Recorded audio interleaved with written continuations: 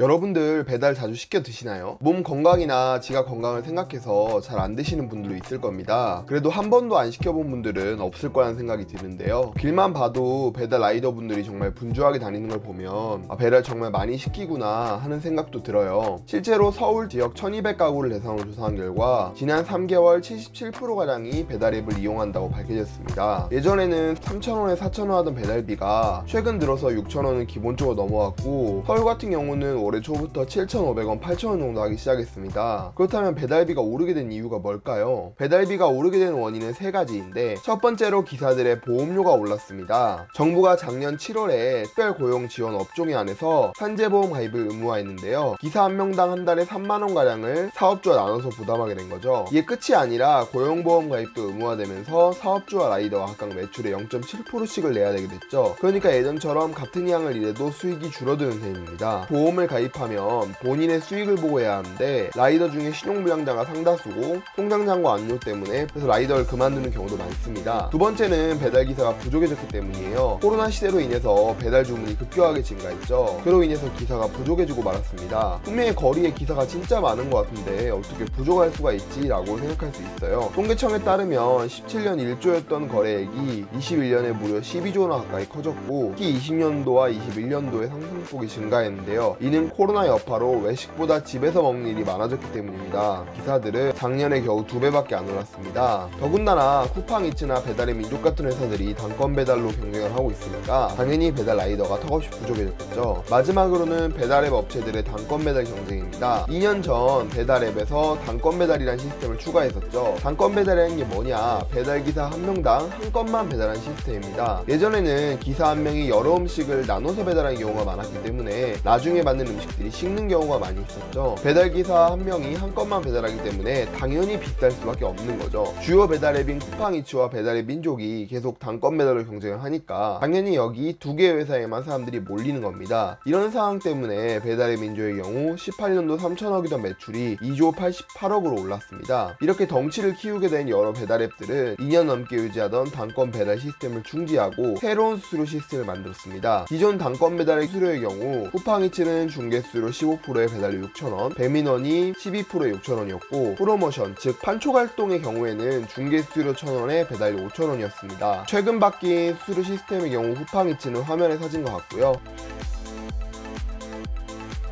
그 다음에 배민도 다음과 같습니다.